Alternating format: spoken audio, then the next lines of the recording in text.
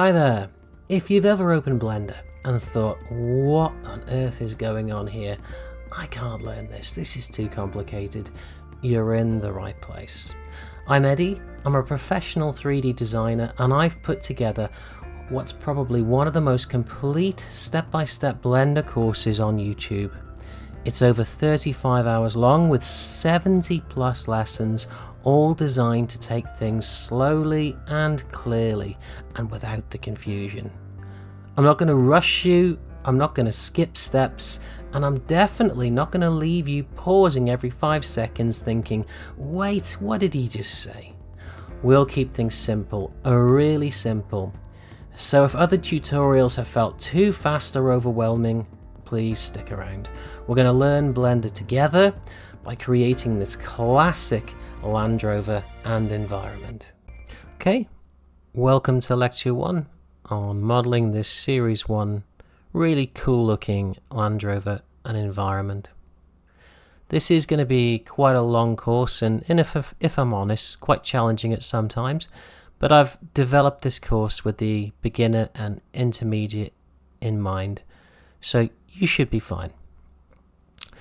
Sometimes it's going to feel a little bit challenging and it's definitely quite long, but if you get to the end and you've finished, then you should be really proud of yourself because you've developed a set of skills which is really helpful. It's a lot of fun, and if you're looking to change career, then it's a really good place to start. So let's get started. When you open Blender for the first time or you open a new project, this is what you're going to see. In the center here you have what's known as the splash screen. So you have some previous projects there. So if this is the first time, then you won't have any of these, and you have some basic settings. I don't really use it, so just click anywhere else and it'll disappear. You're also, every time you open a new project, you're going to get these 3 items on the screen. So you're going to get a camera, a light, and a cube. And what Blender's done is it's set up for you a basic scene. This whole thing together, everything that you see, is called the UI, or the user interface, and that's a generic term used for almost all modeling software.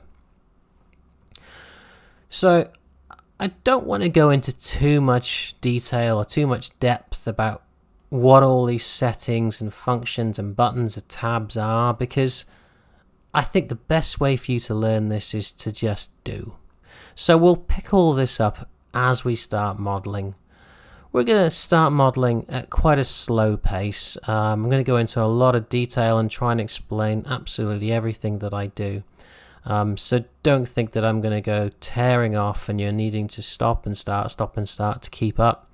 We're going to start at a nice slow pace, and as we progress through the lectures, we will slowly pick up the pace. So the first thing I want to do really is just change the appearance of this UI a little bit, just to suit my preferences. What I find is that the standard settings, everything is a little too small and makes it a slight strain on the eyes, especially if you're looking at this screen all day, which is what I do. So I'm going to go over to here to Edit and go down to the bottom to Preferences. And on the interface here, in the Display tab, I'm going to change this. I'm going to use this arrow here to ramp this up to about 120. That's my personal preference. Now everything is nice and clear, a decent size, no longer a strain on the eye. That's pretty much what I want. You can tweak this to suit you exactly how you like it, so don't think you have to be 120. You can do whatever you want. Then I'm going to go here to System, and within this tab, the Cycles Render Devices, I'm going to make sure that my GPU is selected. So I'm going to make sure there's a tick in this box next to my GPU. In this case, it already is. You want to make sure that it's not the other way around and you just have your CPU highlighted or selected. You want to make it sure it's your GPU. You can have both of them if you want.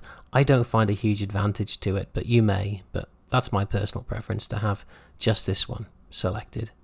These are settings which are dedicated to the type of GPU that you have. So I'm using an NVIDIA, so I use CUDA setting, or I could use optics. If you're using a different type of GPU, then maybe you want to Google it and find out which one is best suited to your GPU. The other thing I want to do here is on undo steps in the memory and limits is just slide across and up that to the maximum, 256. And that's it, we're done in here, so I'm going to close that. The next thing I want to do is go to the bottom to here, which is known as the status bar, and right click there.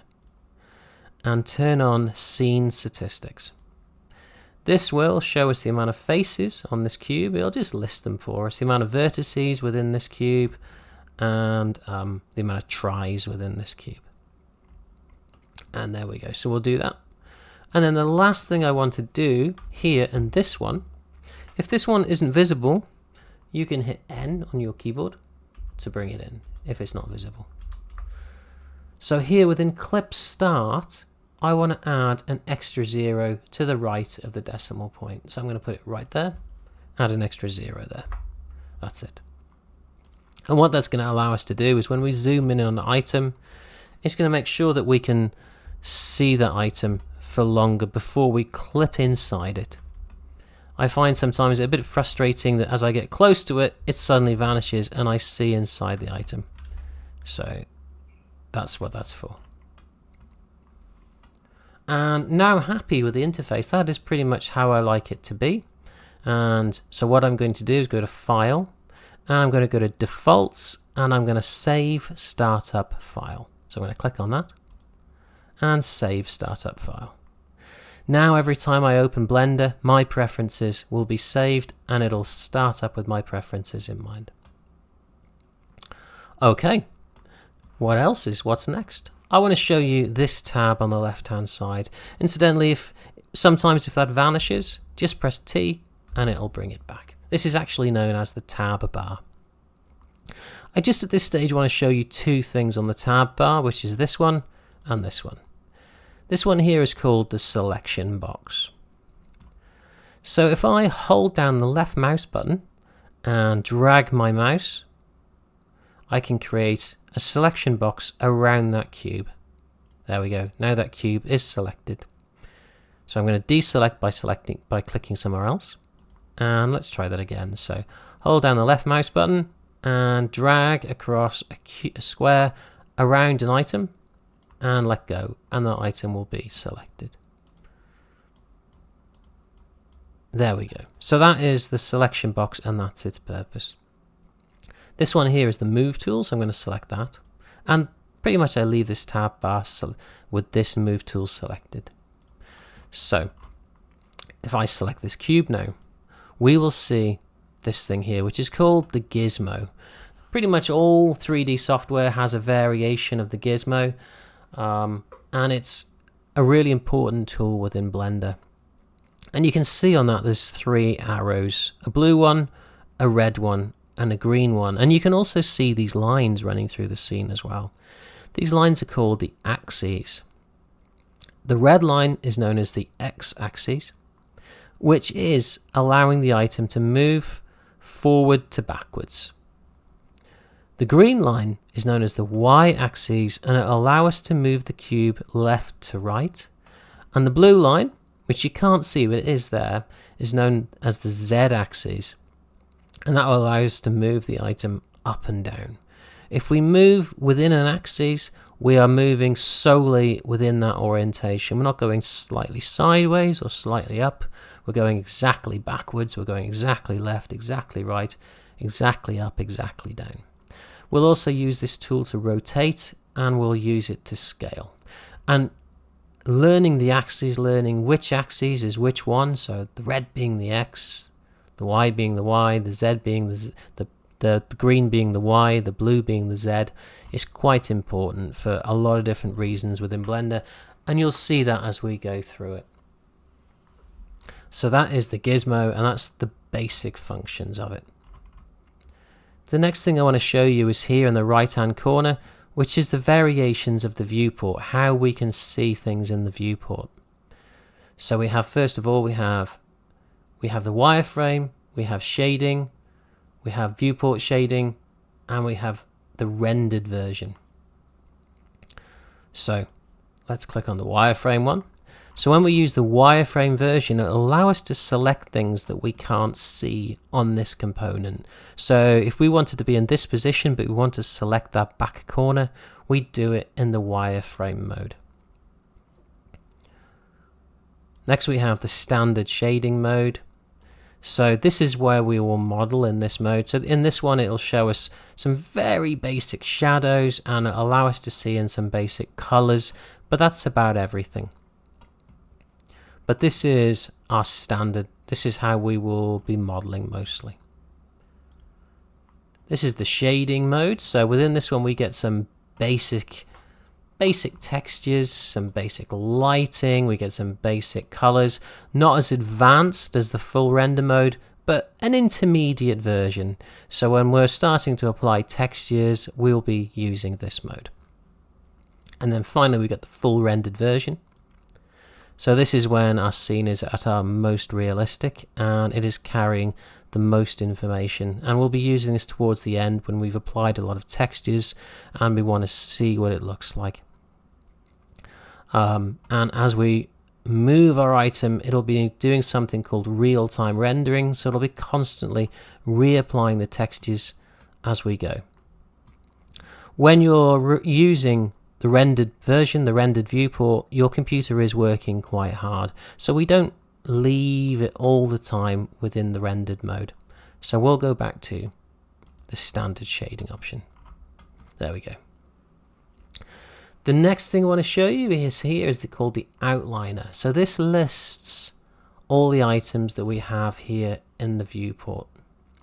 So right now we have our cube. As you can see, we can select the cube and it highlights within the outliner, or we can do that the opposite way around. We can select here and it'll highlight the option within the viewport. So we also have the camera and we have the light. So you can see it's selected those. We also have this little eyeball next to each of these items, so we can make that object vanish within the viewport if we just want to see something else more clearly. So bring those back. There we go, that's our outliner. As our model develops and we get more and more components, this list will get longer and longer. So we'll need to apply a bit of discipline to this. We'll have to rename all these items. So if we get more and more, make sure we got the wheels named as the wheels, the fenders named as the fenders, etc., etc. And then we'll also create subfiles so that we can again find items easier. Here we have what's known as the properties tab. So here on the properties tab, if I select this item to make it work properly, we have all these little tabs here. And we'll be using a lot of these different tabs. So we have here, this is the modifiers tab, we have the particles tab, we have the materials tab, etc. And we have the rendering tab. So we will adjust our properties in this area here. The final thing I want to show you is here is the item or the transform tab. So if I click on this item here, it will tell us the basic information about this item. It's going to tell us the location, and it's going to take that location from the 0 point within the viewport. And the 0 point from the viewport is where all our axes, our Z axes, our X axes, and our Y axes cross. That's known as the 0 point, or the world origin is another term for that. We also have the rotation, we have the scale, and we have the dimensions. We can adjust the size of this item here, we can adjust its location here, and we can rotate it or we can scale it all from here if we want to.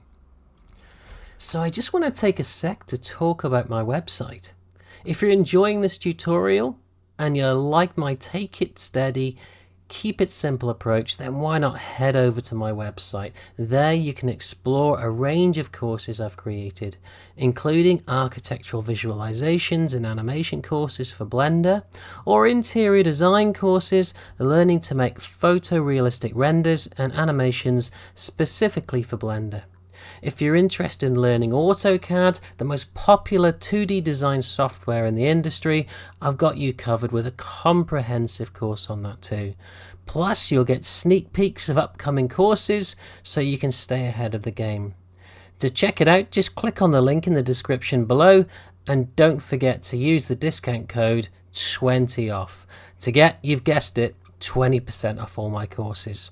So now, let's get back to the tutorial. Thanks very much. In this lecture, we're going to talk about how we view our component, how we can move around in Blender, how we can pan around the item, how we can zoom in and out, and how we can look at an item directly from the top or directly from the side or directly from the front. We're also going to look at how we can actually move the component itself, how in this case we can move that cube left, right, up, down. We've touched on it in the last lecture, but now we're going to look at it in a bit more detail. So let's start with how we're going to navigate ourselves within the viewport, how we're going to do this. So the easiest way, which I'm sure you've kind of already figured out, is by pressing the middle mouse wheel. You can rotate the object. You can sort of fly around the object. The object is actually staying in the same position, and it's us which is moving around it. We can look underneath it, we can look on top of it. We can do everything just by pressing the middle mouse wheel. We can do the same thing here. We can actually just click on this x-axis, say, and just rotate. I never do that. I must admit, I've never used that. I've never found it very handy, but it is there if it's something you like. The next thing I want to show you is zooming in and out. So you can scroll with your mouse wheel and you'll zoom in and out. It's a little bit incremental. It's a little bit jumpy, as you can see, but that's the quickest way to zoom in and out. Now, if you hold down Control and hold down the middle mouse wheel and then just push the mouse forward, you can zoom in with a little smoother and a little more controlled. There we go. So I'm now going to press the Shift button and the middle mouse button and just pull the whole thing over. So a bit more center. Now I'll hold the middle mouse wheel and rotate it. That's it. And then I'm going to press Control, hold down the middle mouse button and push the mouse forward to zoom in with Control. There we go. That's a bit more refined way of zooming in. And that's how we basically navigate. So, yeah, we can press Shift, hold down the middle mouse wheel and we can grab. We can hold down the middle mouse wheel and we can rotate the object. Scroll in, or press Control, press the middle mouse wheel and push the mouse forward. And that's how we basically can move around an object. Now you can see that I'm not rotating nicely around that cube. I'm off to the side of it. So if I select the cube, press the decimal point on the numpad, it'll recenter for me. And now when I press down the middle mouse wheel, I'm rotating nicely from it to it. There we go. Next thing we want to do, just to make it a little bit easier to understand which angle we are on the object, because a cube, we can't see what's up or down really. There's no clear way of understanding it. So I'm actually going to click on the item and I'm just going to press delete on the keyboard. There we go. And that's gone. The cube has gone. We might bring it back later, but for now. So I'm now going to press Shift A and I'm going to go to Mesh and I'm going to go down to Monkey and I'm going to bring Monkey in. There we go. There's Monkey.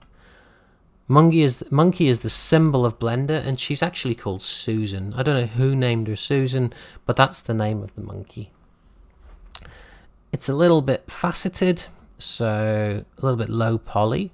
So just to make it look a little bit better, I'm going to select the item, going to right click, and I'm going to shade auto smooth. There we go. That's just smoothed it out a bit for us. Okay. So what I want to do now is show you how to view the item from what's known as the orthographic view. The orthographic view just means that we're going to view it exactly from the front, exactly from the side, and exactly from the top, and then exactly from the bottom. which is really important when we're using photographs as a reference when we're modeling, which we will be doing that. So it's something we need to understand. So if I press 7 on the numpad, I can view Susan directly from above, looking directly down on it. That's called the plan view. It's an orthographic view. We're looking exactly down on it, staring right down the z-axis. If I press Control and 7, I can view it right from the bottom, looking up. If I hit 1, I'm now viewing it from the y-axis. So I'm looking right down the y-axis, so I'm viewing it directly from the front. If I hit Control 1, I'm going to view it directly from the back. I'm still looking down the y-axis, but I'm the opposite way of the y-axis. Orthographic view from the back. If I hit 3, I'm viewing Susan from the right on the x-axis. If I hit Control 3, I'm viewing Susan from the left on the x-axis. So this is the way that we move orthographically, how we rotate around an item orthographically, so we can view it directly from the top, the left, the right, the bottom, etc., etc. So that's a cool one to know. If you've got a notepad to hand, it might be worth you actually writing some of these down. I don't know about you, but I find it easy to remember stuff if I actually write it down. And also you'll have a reference, so if you can't quite remember something, then you can just refer to your notes on how did I move to view it from the top, the left, the right, etc. So yeah, there we go. We've learned how to view the item in many different ways. We've learned how to rotate, etc., etc. So now we want to know, how do we move this monkey? How do we move Susan? So we've touched on the one way, which is using the gizmo. So again, if I hover over this blue arrow, the z-axis, I can move up like this, moving just in the z-axis. If I press escape, I will cancel that command. And now we could do the same thing in the x-axis. So I'll just hover over this red arrow, and then I'll just move just in the x-axis. There we go. And I'll press escape to cancel the command. So that's one way of moving, using the gizmo. The other way of moving is using the transform bar here, as we've talked about. So we could move here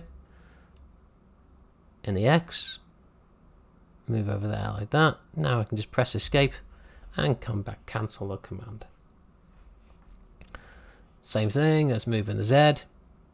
There we go, and press escape to cancel the command. The final way of moving is to move using the G button, to grab it and to move it. This way we don't have to actually hover over the item when we're moving. So when the scene becomes more detailed, it's something that we'll be using. So if I highlight the item simply by clicking on it, and now I'm going to press G on the keyboard, and I'm going to press X, and you can see how the x-axis is actually highlighted. That's confirming that we're going to move in the x-axis, and now I can simply just move the mouse and you can see us moving, and then the transform bar is telling us how much we're moving. There you go. I'm going to press escape to cancel that command. So I could do the same in the z-axis, so I'm going to press G and Z. And now I'm just going to move the mouse to move up in the Z-axis.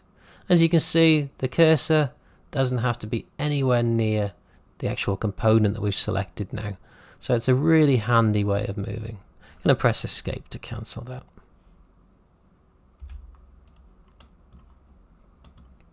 I'm going to do it one more time, of course, in the y-axis. So G, the green axis, which is the y-axis, going to press Y.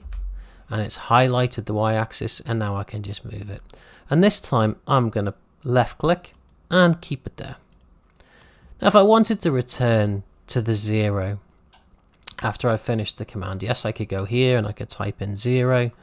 Another way of doing it is just going back one command. So to do that, I can press Control Z, and that's taken us back, that one command. That's cancelled off or just gone back one command. So Control Z. And that's how we move around in Blender. That's how we move a component using the gizmo, or G, Z, or GX, or GY, or using the transform. Alright, that's it for today. Thanks so much for watching. If you found this helpful, don't forget to hit the like button, and if you want to see more tutorials just like this, be sure to subscribe and tap the bell icon so you can get notified when new content drops. You can also check out my channel for more episodes of this series, or you can head over to my website to explore my full range of courses. Okay, thanks so much, and I'll see you in the next one. Bye bye for now.